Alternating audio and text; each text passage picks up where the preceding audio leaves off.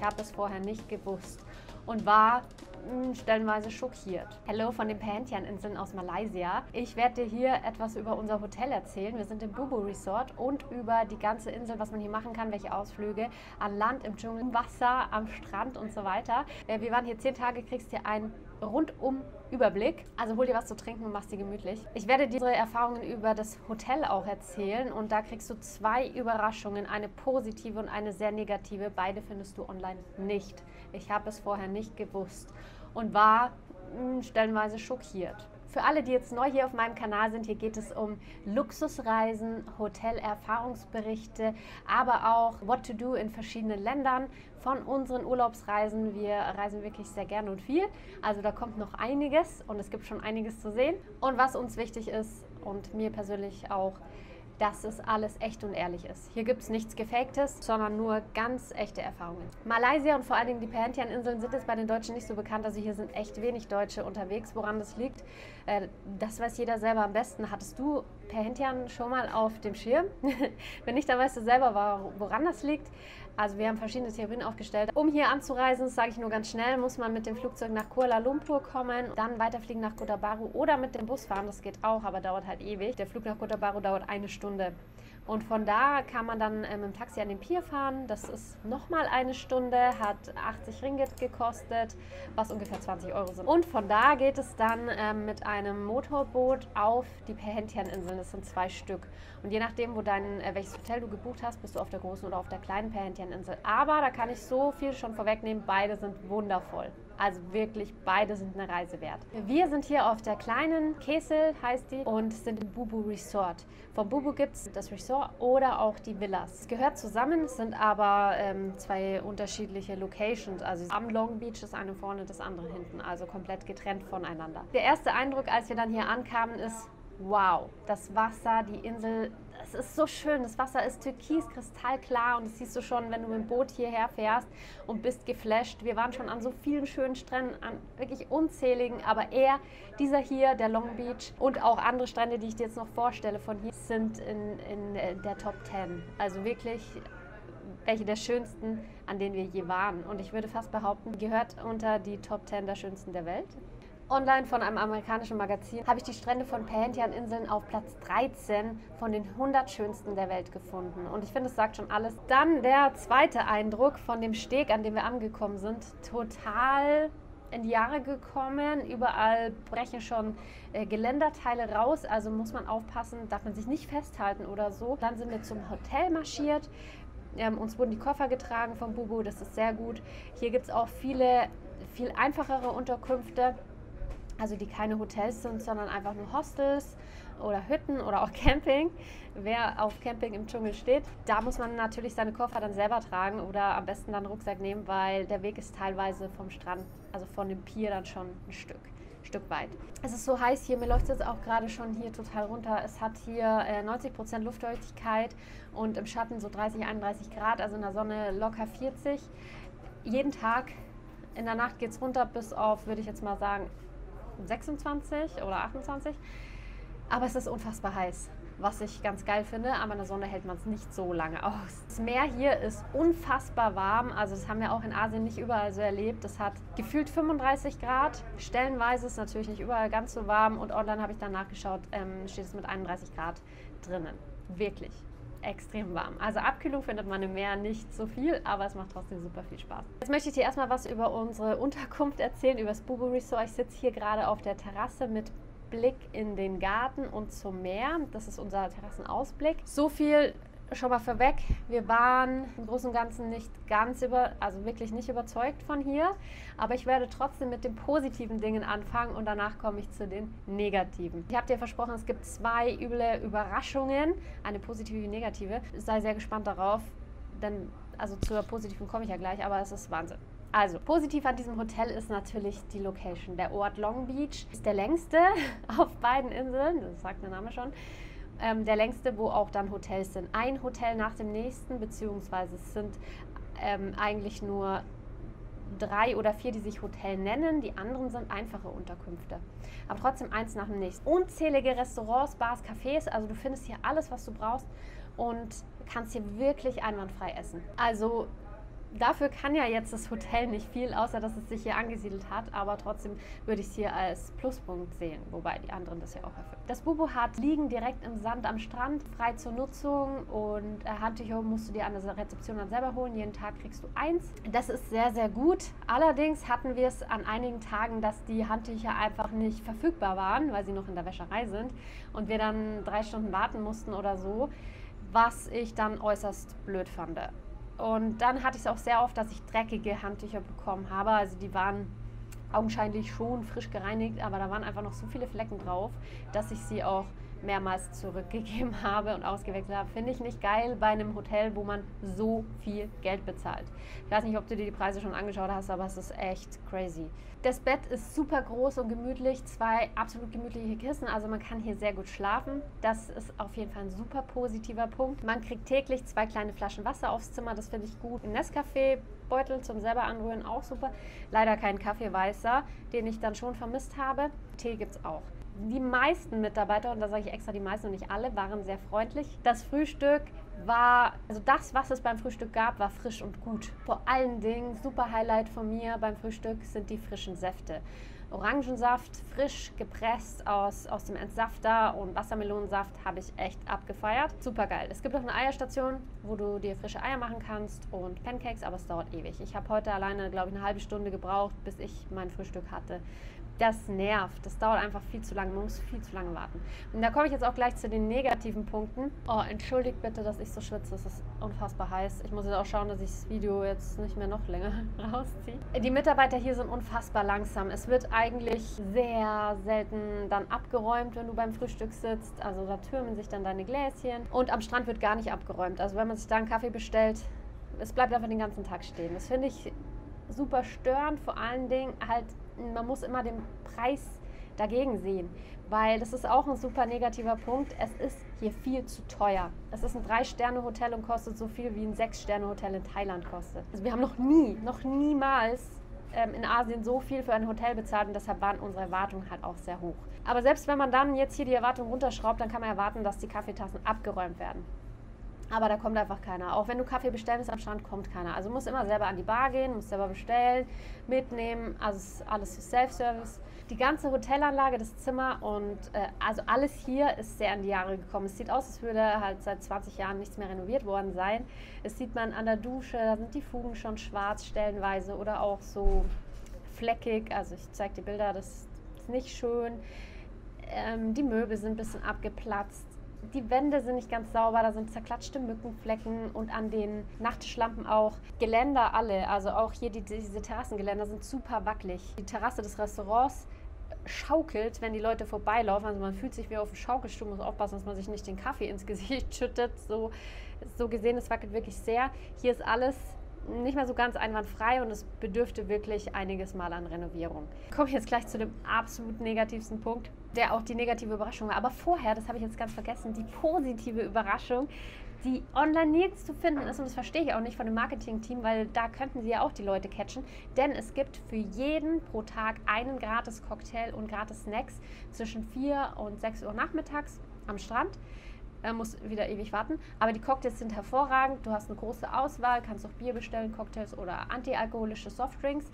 Und pro Tag kriegst du 1 gratis. Finde ich super, weil die Preise hier sind ja auch sehr hoch. Okay, und jetzt kommen wir wieder zu den negativen Punkten. Diese zerklatschten Mücken im Zimmer. Ja, dann fragt man sich, wie kommen die Mücken da überhaupt rein?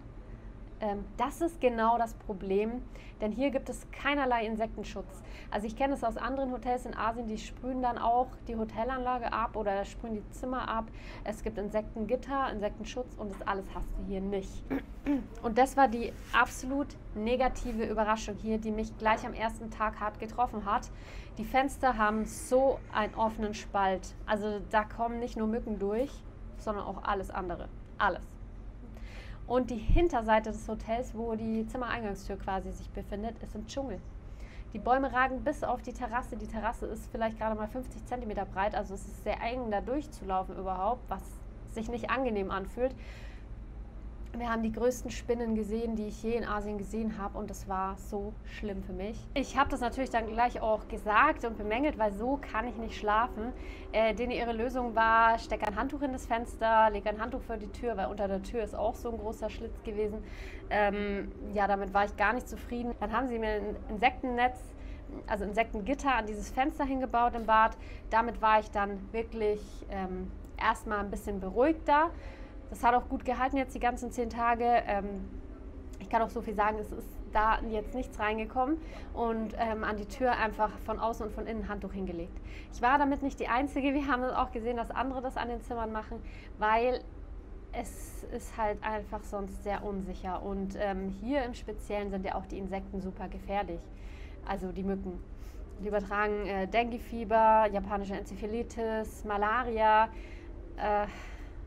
Ja, das braucht man einfach nicht in der Nacht. Und die haben auch keine Insektengitter um die Betten rum oder so. Und es ist immer diese Erwartung oder das, was man dann halt auch bucht, wenn ich in so ein Hotel gehe, wo ich so viel Geld bezahle, pro Nacht fast 300 €, dann erwarte ich, dass für sowas gesorgt ist, weil für was zahle ich denn dann so viel eigentlich? Ja, Klimaanlage, dafür zahlt man natürlich auch, das haben die einfachen Unterkünfte nicht, aber sonst hätte man auch eine Bambushütte nehmen können, weil die hat genauso viele Ritzen und Schlitze, wo Insekten durchkommen können und Mücken. Also, wer Insektenangst hat, der sollte dieses Hotel meiden. Es gibt ja noch andere, und dann ganz genau hinschauen, weil das habe ich vor der Buchung versemmelt, dass ich mir die Fenster exakt anschaue. Ich habe auch in den Rezensionen dazu nichts gelesen, aber da wird es jetzt gleich dann von mir noch eine geben, wo das dann drin steht. Wir haben riesige Spinnen wirklich gesehen. Auch im Gartenhof hier unten. Also, boah. Wenn ich daran denke, wird es mir gleich schon wieder ganz anders.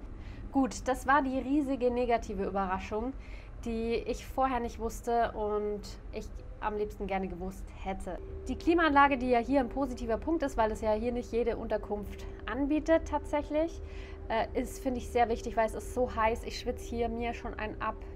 Ich sitze jetzt hier auch im Schatten, aber trotzdem ist es super heiß. Die ist sehr wichtig, aber sie ist halt nicht regulierbar.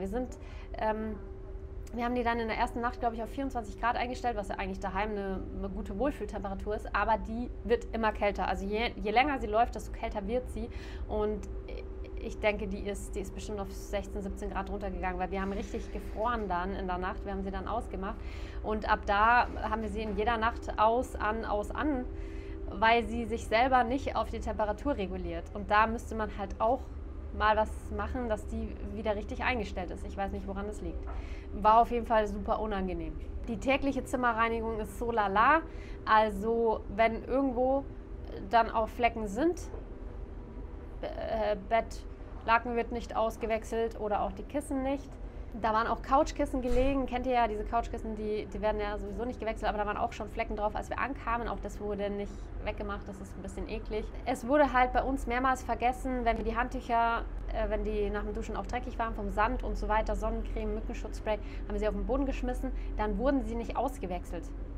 Und dann musste man wieder an die Rezeption gehen und das sagen, dass die ausgewechselt werden sollen. Sowas nervt einfach, weil das den Urlaubsflow so ein bisschen stockt und man will sich ja da auch gut aufgehoben fühlen. Ja, dann wurde manchmal vergessen, Kaffee nochmal zu liefern oder dies, das. Also alles in allem, dieses Hotel, wenn es vielleicht 50 € die Nacht kosten würde, würde ich sagen, passt. Da braucht man auch nicht viel Service erwarten, aber für den Preis auf gar keinen Fall seinen Preis wert. Allein deshalb würde ich sagen, buch es nicht. Schau dir mal das Mimpi an, das hat 4 Sterne, weil dieses Bubu hat nur 3, wird aber online beworben, als wäre es ein super Luxushotel, also absolut nicht. Lass da lieber die Finger davon, geh woanders hin. Oder wenn du Insektenangst hast, schau dir das Mimpi Hotel an. Bei den Bubu Villas bin ich mir nicht ganz sicher, aber die sind super überteuert, also wahrscheinlich kriegst du dann dasselbe, keine Ahnung. Also ganz genau auf die Fenster gucken und vielleicht nochmal eine E-Mail ans Hotel schreiben, aber ansonsten hier nicht buchen. Wenn du keine Insektenangst hast, dann wäre das Hotel ja auch okay für dich, aber mit der Klimaanlage nervt es auch. Also auch dann könntest du eine Bambushütte nehmen, die nur 5 € am Tag kostet. Dann sparst du dir extrem viel Geld, weil hier, ja, genau. Ich glaube, ich habe es deutlich gemacht. Zu den Aktivitäten auf der Insel. Wir haben den Dschungel durchquert. Wir sind einmal quer durchgelaufen und zwar kannst du zum Coco Hut Hotel hochlaufen. Da gibt es dann auch einen gepflasterten Weg. Oder weiter hinten beim Monkey Divers, da geht dann auch ein Weg hoch. Also es gibt mehrere Wege, die führen quer über die Insel auf die andere Seite und das ist halt auch cool. Da ist ein kleinerer Strand, der ist nicht so traumhaft schön wie dieser Long Beach, aber es gibt auch Restaurants, Bars, Cafés, außerdem sieht man auch mal andere Hotels und im Dschungel ist es auch super spannend, man hört verschiedene Dschungellebewesen, Schlangen und Affen und so dergleichen haben wir jetzt nicht gesehen. Eichhörnchen haben wir viele gesehen.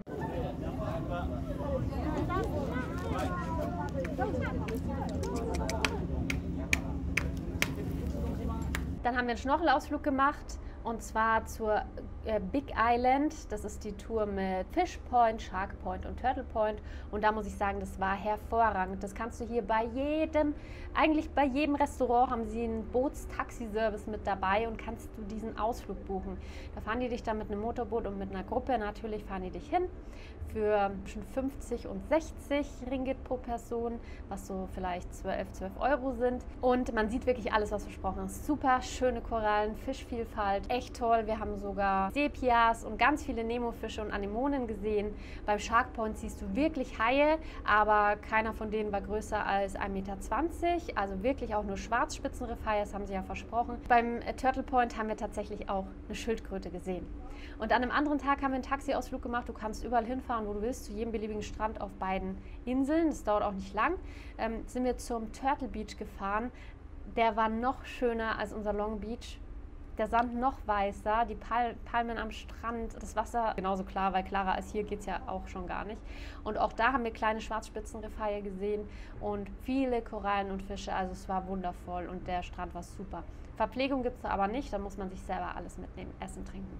Essen kann man hier wirklich an unzähligen Restaurants. Unsere Lieblingsrestaurants waren Café Daniela, Avativ Kitchen und Panorama Kitchen.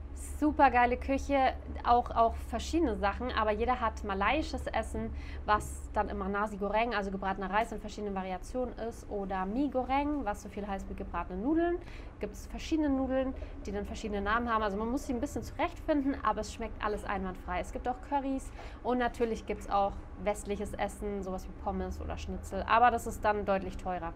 Für ein malaiisches Essen zahlst du im Durchschnitt immer so 2 Euro und bist pappsatt danach. Sehr zu empfehlen ist auch, probier mal aus, Roti Canai, das ist denen ihr lokales Brot, ist so ein bisschen wie ein Fladen, zwischen Fladen und Pancake, wird wahrscheinlich in der Pfanne gebraten, schmeckt super geil, servieren sie mit Currysoße oder auch mit Knoblauch oder auch, glaube ich, in süßen Variationen, hatten wir aber nicht. Bier gibt es hier in den Restaurants gar nicht, es gibt Bier nur in den Hotels und in den Bars. Wir haben 2 Bars am Strand gesehen. Die eine verkauft auch Burger. Die andere ist ganz weit hinten. Die heißt Black Tip Bar. Beide verkaufen Bier. Bei den einen kostet Bier 2 Euro. Das ist irgendein belgisches Bier. Und bei den anderen 3,50, glaube ich. Tiger Bier. Malaiisches Bier gibt es wohl nicht. Also zumindest hier nicht. Weil die sind ja sehr muslimisch.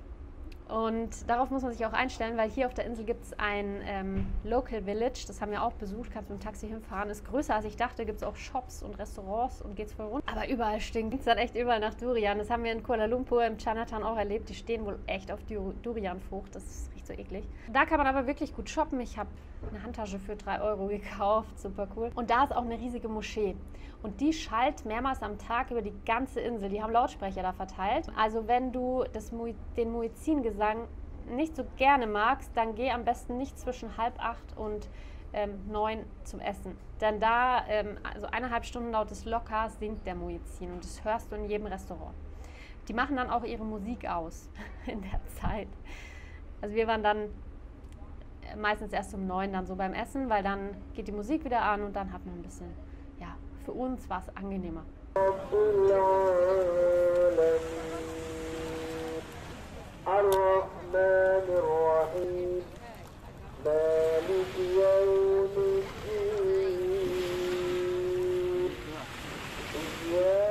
Eiswürfel hat mein Mann jeden Tag gehabt, da ist nichts passiert. Ich habe mich trotzdem nicht getraut, ich habe auf Eiswürfel verzichtet. Liest man ja immer so viel, aber ihm ging es gut. Der hat aber auch keinen empfindlichen Magen, muss ich sagen. Wer gerne tauchen geht, es gibt hier auch unzählige Tauchschulen, Tauchausflüge, man kann hier auch Tauchscheine machen. Es ist ein Paradies und die Unterwasserwelt ist ja schon mit dem Schnorchel, mit der Taucherbrille zu entdecken, ein Paradies. Also sieht man ja auch schon alles. Kugelfische, Stachelrochen, Haie, Nemos, Sepias habe ich ja schon gesagt und Korallen ohne Ende. Also du siehst genug, Papageienfische auch. Ansonsten kannst du hier einfach die Sonne und den Strand, das Meer genießen, es dir gut gehen lassen. Und jeden Abend findet hinten bei der Blacktip Bar eine Feuershow statt. Also wirklich jeden Abend, aber wir waren jetzt 3-mal dort in den 10 Tagen. Die ist immer wieder ein bisschen anders, weil neue Leute dabei sind. Also vielleicht laden die Gäste ein oder keine Ahnung, wie das dann läuft, aber es sind öfters mal andere Leute und andere Acts dabei. Und super geile Musik, super Stimmung und es macht sehr, sehr viel Spaß, das anzuschauen.